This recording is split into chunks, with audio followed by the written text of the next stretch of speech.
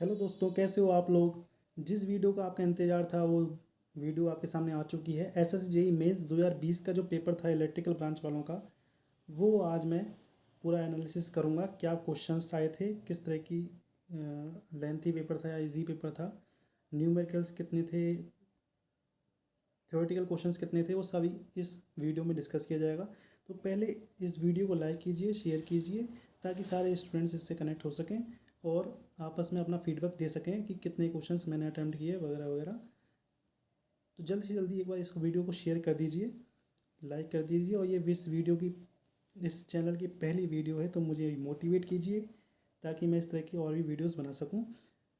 दोस्तों, इस वीडियो में केवल एनालिसिस किया जाएगा। इसका सॉल्यूशन मैं अगली वीडियो में बनाऊंगा, क्योंकि मुझे पास अभी तक इसकी प्रॉपर वैल्यूज़ नहीं है। तो एक बार आप कमेंट करके इसकी वैल्यूज़ मुझे आप दे सकते हैं, क्या क्या वैल्यूज़ थी, तो मैं इसका सॉल्यूशन वीडियो आपके सामने रखूँगा। तो जल्दी जल्दी एक बार ये वीडियो को शेयर कर दीजिए। एसएससी जेई मेंस 2020 का इलेक्ट्रिकल ब्रांच वालों का पेपर है ये। तो ठीक है, स्टार्ट करते हैं बिना किसी देरी के। पहला क्वेश्चन आया था 2 प्लेट कैपेसिटर्स वाला। 2 प्लेट्स के बीच में कैपेसिटेंस निकालना था। इजी क्वेश्चन था। उसकी एरिया दे रखा था प्लेट्स का, दोनों प्लेट्स का जो एरिया था वो कुछ वैल्यू दे रखी थी। मुझे को एग्जैक्टली वैल्यू याद नहीं है, कमेंट करके प्लीज़ बताइएगा इसकी वैल्यू क्या थी। दोनों के बीच में सेपरेशन जो था वो 6 mm था। अच्छा, इसके बीच में जो थिक डायलेक्ट्रिक दे रखा था, वो ग्लास दे रखा था और पेपर दे रखा था। ग्लास की जो थिकनेस थी वो 5 mm थी, पेपर की थिकनेस थी 1 mm। ठीक है। उनकी रिलेटिव परमिटिविटी भी दे रखी थी, कोई एक्स और वाई मैंने लिखा है, पर एक्चुअली में कुछ वैल्यू दे रखी थी उसकी। ठीक है। तो वहाँ से आप एक बार कमेंट करके बताइएगा कि एक्स और वाई की वैल्यू क्या थी, ताकि मैं इसका पूरा सॉल्यूशन आपके सामने रख सकूँ। ठीक है। तो दो डायरेक्ट्रिक्स थे, उस वजह से जो कैपेसिटेंस होगा वो सीरीज़ कनेक्शन के थ्रू एज ए वर्क करेगा। तो सीरीज़ कनेक्शन का जो फॉर्मूला होता है, टोटल कैपेसिटेंस क्या होता है, C1 × C2/C1 + C2 कैपेसिटेंस के केस में। ठीक है। तो C1 निकालने के लिए हम जो थिकनेस है, वो सेपरेशन है वो 5 mm लेंगे ड्यू टू द ग्लास। और C2 निकालने के लिए सेपरेशन जो होगा 1 mm लेंगे। और जो अपना एप्सिलॉन आएगा, परमिटिविटी आएगी, epsilon r into epsilon naught की वैल्यू जो होती है सबको पता होती है, 8.85 × 10⁻12। तो वहाँ से मैंने इस तरह से कॉन्सेप्ट से मैंने क्वेश्चन किया था। दोस्तों, आपने क्या क्वेश्चन, क्या कॉन्सेप्ट लगाया, क्या अप्लाई किया। दोस्तों, ये सारी चीज़ें अप्लाई कॉन्सेप्ट अपने कमेंट में कीजिएगा, ताकि ये पूरा पूरा एनालिसिस हो सके, क्या कट ऑफ रह सकता है, ये पूरा पूरा आइडिया लग सके। दूसरा क्वेश्चन आया था रेजोनेंस से related, what is resonance, resonance क्या था। तो ये चीज़ें पूछी थी। ये एक थ्योरेटिकल क्वेश्चन था, how to find quality factor and bandwidth in resonance. Resonance के थ्रू हमें क्वालिटी फैक्टर कैसे पता लगाता है, बैंडविड्थ कैसे पता लगाते हैं, वो चीज़ें बतानी थी। रेजोनेंस कौन सा था, सीरीज रेजोनेंस दिया गया था। ठीक है। तो वहाँ से अपने को आंसर करना था। ये मोस्टली लोगों ने कर दिया होगा। ठीक है। तीसरा जो क्वेश्चन था वो भी न्यूमेरिकल था। बाकी सारे जितने भी क्वेश्चन थे सारे न्यूमेरिकल थे। दोस्तों, पूरा पेपर न्यूमेरिकल गया है। तो जिनकी थ्योरी बेस मजबूत था, वो उनके लिए डिसएडवांटेज हो गया, और जिनका न्यूमेरिकल बेस मजबूत था वो उनको एडवांटेज काफ़ी हो गया। तो पेपर थोड़ा सा एक तरफा हो गया एक तरीके से। इस तरह से नहीं होना चाहिए था, बैलेंस्ड पेपर होना चाहिए था, पर कोई बात नहीं, अब पेपर जो हो गया वो हो गया। सी पार्ट क्या कह रहा है, अ कॉयल हैविंग टाइम कांस्टेंट। अच्छा, ये कॉयल का टाइम कांस्टेंट दे रखा था। टाइम कांस्टेंट में पता होता है, एक अगर कोई कॉयल होती है उसमें रेजिस्टेंस होता है, इंडक्टेंस होता है, तो टाइम कांस्टेंट क्या होगा, L/R होता है। ठीक है, ये हमें पता होता है। तो टाइम कांस्टेंट कुछ दे रखा था। एक्चुअली ज़रूर नहीं है 30 सेकंड हो, कुछ भी वैल्यू हो सकती है। मैं 30 सेकंड लिया था, कुछ 30 सेकंड था तो सही पेपर में, पर मेरे को ये एग्जैक्ट याद नहीं है ये टी था या फिर बाद में जो टाइम कांस्टेंट आया वो 30 सेकंड था। चलो, कोई दिक्कत बनी। अच्छा, उसमें रेजिस्टेंस ऐड कर दिया, उसके बाद उसमें कोई रेजिस्टेंस ऐड कर दिया, तो उसका टाइम कांस्टेंट ऑब्वियसली चेंज हो जाएगा। तो उसके बाद जो टाइम कांस्टेंट चेंज हो गया वो हमें दे रखा था। मुझे एग्जैक्ट वैल्यू याद नहीं है। तो हमें पैरामीटर्स निकालने थे, जो कॉयल के पैरामीटर्स जो L और R थे वो हमें निकालने थे। ये क्वेश्चन 15 मार्क्स का था शायद। ठीक है। जो पहले पार्ट के जो 4 पार्ट दे रखे थे वो 15 मार्क्स के थे। अच्छा, डी पार्ट में थेवेनिन थ्योरम से क्वेश्चन आया था। थेवेनिन थ्योरम में क्वेश्चन ये था कि ये वाला एग्जैक्ट क्वेश्चन था। इसमें 10 ओम के अक्रॉस करंट निकालनी थी, कि 10 ओम के थ्रू करंट निकालनी थी। तो ये वाला एग्जैक्ट क्वेश्चन था। ये वाला आप वीडियो पॉज करके आप कर भी सकते हैं, कैलकुलेशन वगैरह कर भी सकते हैं। मेरा यहाँ पे जो VTH जो आया वो 7 वोल्ट का आया था, और जो RTH आया था वो करीब 5 पॉइंट समथिंग आया था, मेरे को एग्जैक्ट वैल्यू याद नहीं है, 5 पॉइंट समथिंग ये आई थी। तो वहाँ से मेरी करंट निकल के आ गई। ठीक है, उसके बाद ये पहला पार्ट कंप्लीट हो चुका है। सेकंड पार्ट में था मैंने मेरे को थोड़ा सा पहले पार्ट में ही आधा घंटा मेरा वेस्ट हो गया, जबकि इसमें 20 मिनट्स के आसपास अपने को लगाना था। तो उसके बाद इसलिए मेरे को स्पीड थोड़ी सी पकड़नी थी। दूसरे का पहला पार्ट, उसमें सेल्फ इंडक्टेंस म्यूचुअल इंडक्टेंस पूछा था, सेल्फ इंडक्टेंस और म्यूचुअल इंडक्टेंस पूछा था अपने से। ठीक है, दो कॉइल्स दे रखी थी L1 और L2, दोनों आइडेंटिकल थी, तो उसका मतलब पैरामीटर्स दोनों के सेम होंगे। ठीक है ना। अच्छा, कनेक्टेड इन सीरीज, दोनों कनेक्टेड सीरीज में कनेक्टेड थे। Total inductance is 12 Henry and 4 Henry. अच्छा, दो बार एनल टोटल इंडक्टेंस क्यों दे रखा है? क्योंकि डिफरेंट कनेक्शन थे, डिफरेंट कनेक्शन में डॉट कनेक्शन डिफरेंट थे। अगर दोनों सेम साइड में डॉट होंगे दोनों की तो वो एडिटिव होगा, तो म्यूचुअल इंडक्टेंस एडिटिव होगा। और डिफरेंट साइड में दे रखा होगा तो म्यूचुअल इंडक्टेंस सब्ट्रैक्टिव होगा। तो L प्लस 2M क्या होगा? 12 Henry. L plus M minus 2M कितना होगा? 4 हेनरी। तो वहाँ से दो इक्वेशन से सेल्फ इंडक्शन म्यूचुअल इंडक्शन दोनों आ जाएंगे। मेरा तो यही अप्रोच रहा। दोस्तों आप कमेंट में बताइएगा कि आपने किस तरह से क्वेश्चन अटैम्प्ट किया। ठीक है, उसके बाद सेकंड का बी पार्ट में कॉइल वाला क्वेश्चन था 240 50 हर्ज। दोस्तों ये वाला क्वेश्चन मैंने नहीं किया, अटैम्प्ट किया। मैंने केवल इसमें जो सर्किट के अंदर जो करंट निकल गई, मैंने वो करंट केवल निकाल के आया। उसके बाद मेरे को समझ में नहीं आया, थोड़ा सा टाइम कंज्यूमिंग था, मैं परेशान भी था, तो वहाँ से मेरे को कैच नहीं किया किस तरह से क्वेश्चन करना है। पर ईजी क्वेश्चन था, थोड़ा सा और अपना फोकस रहता तो ये क्वेश्चन हो जाता। ठीक है, मोस्टली लोगों ने क्वेश्चन कर लिया। 240 50 hertz supply voltage given to a coil which is connected in series with added non inductive resistance। इसमें क्या देखा है? कोई कॉल दे रखी है, कॉल के पैरामीटर मैंने नहीं देखा, वो नॉन इंडक्टिव रेजिस्टेंस कनेक्टेड है। नॉन इंडक्टिव रेजिस्टेंस जो कोई सिंपल आर ले लो, वो उसकी वैल्यू दे रखी थी। ठीक है, उसकी वैल्यू दे रखी थी, जी हाँ। और इसके अक्रॉस वोल्टेज भी दे रखी थी, नॉन इंडक्टिव वोल्टेज के अक्रॉस वोल्टेज दे रखी थी। तो वहाँ से अपने को करंट निकल के आ गई 130 डिवाइड बाई जो आर जो एक्सटर्नल था वो, उससे मैंने करंट निकाल दी थी। तो पूरे सर्किट के अंदर जो करंट है वो मैंने निकाल दी थी वहाँ से।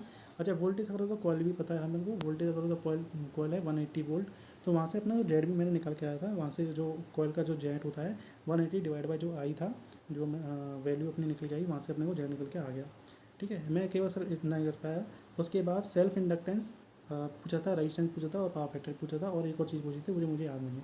Self inductance of coil, L और आर जो पैरामीटर्स थे वो अपने को निकालने थे, और पावर फैक्टर भी निकालना था। तो ये चीज़ें क्वेश्चन में दे रखी थी। तो ये 20 मार्क्स का क्वेश्चन था, इसमें मेरे को 5 से ज़्यादा मार्क्स नहीं मिलने वाले, तो ये तय है।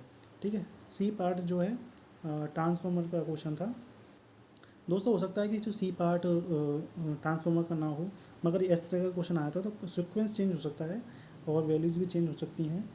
मगर क्वेश्चन जो था ये पूछा गया था, ये श्योर है, क्योंकि मैं भी इस पेपर को देख के आया हूँ।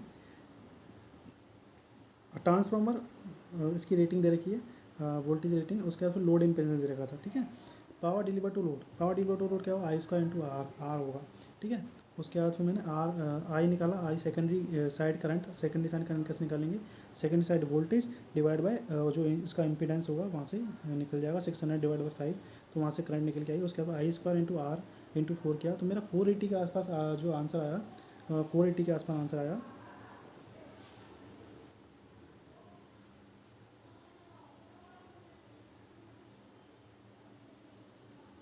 दोस्तों ये मेरा क्वेश्चन गलत हो चुका है, क्योंकि जो आई आएगी 120 आएगी, तो I² मैंने नहीं किया, केवल आई इंटू आर कर दिया। देखो दोस्तों, तो ये क्वेश्चन मेरा गलत हो चुका है। तो फाइंड सप्लाई करंट जो निकलेगा 120 जो होगा उसमें डिवाइड रेशियो से I1 upon I2 equal to N2 upon N1 से करके निकाल सकते हैं अपन। ठीक है, दोस्तों इतनी सिली मिस्टेक्स होती हैं तो सभी से होती हैं, पर जिनकी एक्यूरेसी ज़्यादा रहेगी उन्हीं का सिलेक्शन होगा। दोस्तों मेरे चांसेस कम है। तो थर्ड का पहला part, current I1 equal to 2 milliampere, I2 equal to 0.5 milliampere, then θ1 equal to 90 degree, θ2 equal to deflection if spring control, gravity control. दोस्तों मैंने जब दोस्तों से और स्टूडेंट से बात की थी, तो ग्रेविटी कंट्रोल वाला कोई पार्ट वो थोड़ा सा उसमें नहीं कर पाएगा, क्योंकि याद नहीं आया, कई सारा सिलेबस रहता है। स्प्रिंग कंट्रोल का मैं पता है कि जो थीटा प्रोपोर्शनल टू आई होता है, तो वहाँ से स्प्रिंग कंट्रोल का निकल के आ गया, मगर ग्रेविटी कंट्रोल में साइन थीटा प्रोपोर्शनल टू आई होता है। तो ये वाला क्वेश्चन मेरा सही था। तो ये आपने ये क्वेश्चन किस तरह से किया है दोस्तों, कमेंट करके बताइएगा। अच्छा, थर्ड का बी पार्ट क्या था? 230 15 ampere is subjected to energy meter. Energy meter से रिलेटेड क्वेश्चन था। रिवॉल्यूशन दे रखे थे, टाइम दे रखा था कितने टाइम में इतने रिवॉल्यूशन किया, और मीटर कांस्टेंट दे रखा था। वहाँ से अपने को एनर्जी मेजर्ड आ जाएगा। एनर्जी मेजर कितना होगा, 61 डिवाइड बाय 1160। ज़रूरी नहीं है कि जो मीटर कांस्टेंट था वो उसकी वैल्यू एग्जैक्ट सेम हो, मुझे याद नहीं है, मगर मीटर कांस्टेंट की वैल्यू दे रखी थी। तो 61/1160 आ जाएगा, तो वो किलोवाट आर वैल्यू आ जाएगी, मेजर्ड वैल्यू। उसके बाद एक्चुअल वैल्यू कितनी होगी, 230 डिवाइड मल्टीप्लाई बाई 15 करंट भी डिफरेंट हो सकती है। 230 multiply 15 multiply 31 second multiply 31 second divide by 3600। तो वहाँ से किलोवाट वाट आर वाली वैल्यू आएगी। तो किलोवाट आर कन्वर्ट करने के लिए डिवाइड बाय 100 भी करेंगे, 1000 भी करेंगे, तो वहाँ से किलोवाट आर की वैल्यू आ जाएगी। तो मेरी जो मेजर वैल्यू आई तो 0.117 किलोवाट आर आई थी, और एक्चुअल वैल्यू आई थी 0.118 आई थी, ये वैल्यूज़ आई थी। तो वहाँ से मैंने परसेंटेज निकाल लिया, E M minus E T upon E T, ठीक है। वहाँ से ई टी यानी एनर्जी ट्रू। सी पार्ट क्या कह रहा है, number of turns in the coil इस तरह से पीएमसी वाला क्वेश्चन था। इसमें नंबर ऑफ टर्न्स दे रखे थे, फ्लक्स डेंसिटी दे रखी थी, करंट दे रखी थी, और मीन थिकनेस दे रखी थी।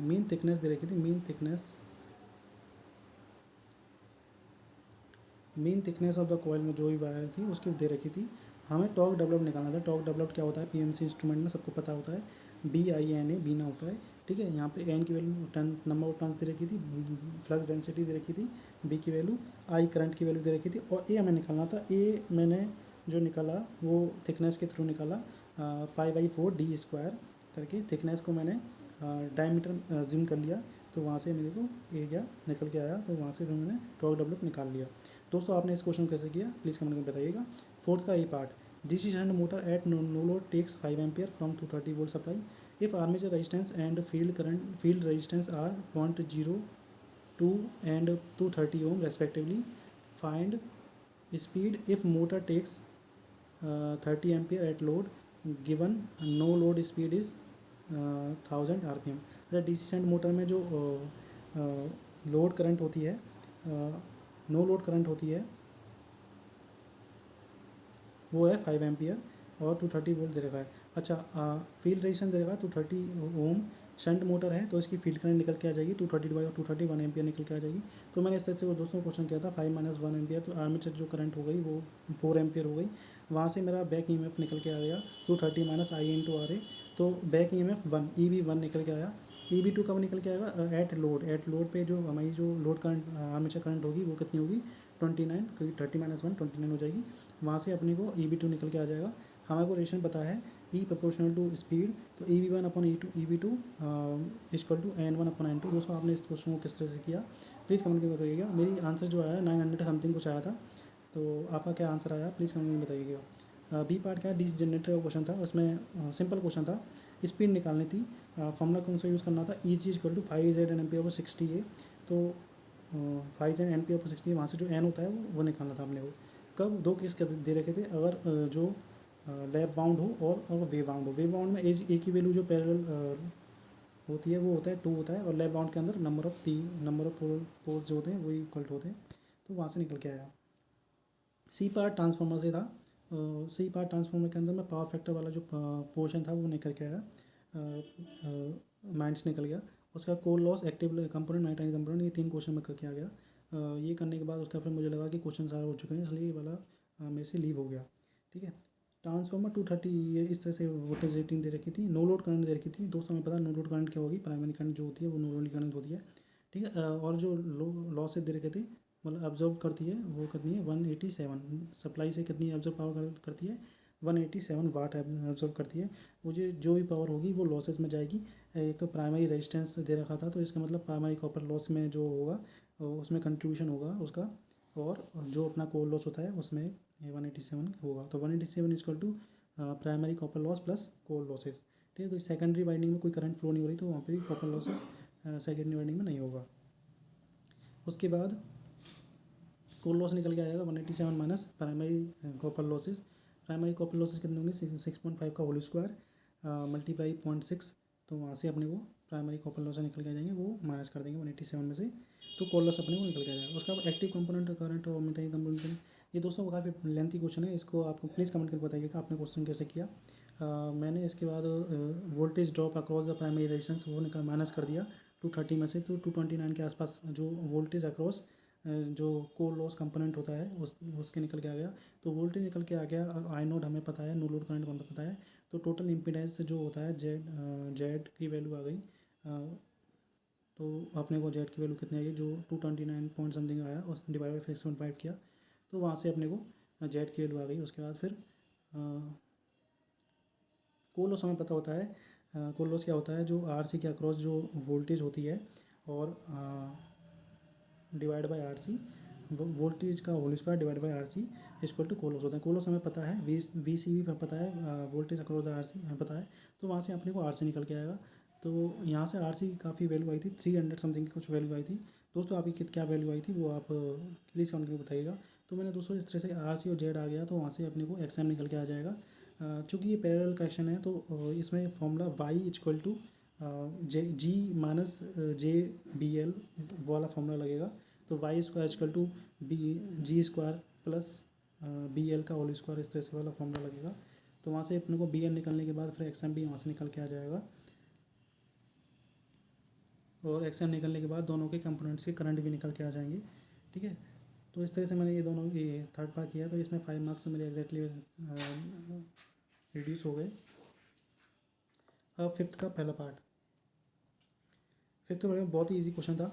एन एस निकालना था, एन एस 120 F/P, पी की वैल्यू देखी थी, एफ की वैल्यू देखी थी, 1 से एन एस निकल के आएगा। एन आर निकल गया, एन आर पूछना था 1 minus S into N S. तो वहाँ से मेरा एन आर निकल के आया, 1440 RPM के अक्रॉस में निकल गया। थर्ड क्वेश्चन में दे रखा था एन आर दे रखा था, उसका रोटर करंट फ्रिक्वेंसी पूछी थी। रोटर करंट फ्रिक्वेंसी कैसे निकालेंगे दोस्तों, एस इंटू एफ एस यानी कि 50। तो एस पहले स्लिप निकालनी थी, स्लिप 4% नहीं लेनी पड़ेगी, स्लिप पहले अपने को निकालनी पड़ेगी। स्लिप मेरी आई 0.6 मल्टीप्लाई 50 कर दिया, तो मेरा यहाँ से 30 हर्ट्ज मेरा आंसर आएगा। दोस्तों आपका क्या आंसर आएगा प्लीज़ कमेंट करके बताइएगा। उसके बाद फिफ्थ का ए पार्ट तक मैं कर पाया, उसके बाद मेरा टाइम ऑलमोस्ट कंप्लीट हो चुका था, 5 मिनट्स रह गए थे। तो इस वजह से मैं ये बाकी क्वेश्चंस मैं कंप्लीट नहीं कर पाया। तो बजाय क्वेश्चन कंप्लीट करने के मैं दोनों का छोटा छोटा पार्ट निकल के आ गया, क्योंकि दोनों पार्ट्स बिल्कुल नहीं आते थे। तो फिफ्थ का ए पार्ट तो कंप्लीट आता था, पर बी और सी पार्ट बिल्कुल नहीं आता था। तो इसमें इस वाले इलेक्ट्रिसिटी वोल्टमीटर का मेरे को पता नहीं था क्या फॉर्मूला होता है डिफ्लेक्शन टॉर्क में। तो दोस्तों ये वाला आप करके आए थे, तो क्या आंसर आया था आपका, ये प्लीज़ बताइएगा। अच्छा, इसमें ये दे रखा था वोल्टेज दे रखी थी, डिफ्लेक्शन दे रखा था 80 डिग्री सेंटीग्रेड, और कंट्रोलिंग टॉर्क दे रखा था डिग्री पर डिग्री डिफ्लेक्शन। ठीक है, ये चीज़ दे रखी थी। तो कंट्रोलिंग टॉर्क निकल के आ जाएगा, जो भी टॉर्क दे रखा था controlling torque multiply by 80, total controlling torque निकल के आ जाएगा। अच्छा, वो इक्वल टू करना था किसके, डिफ्लेक्टिंग टॉर्क के, वो मेरे को करना पता नहीं था।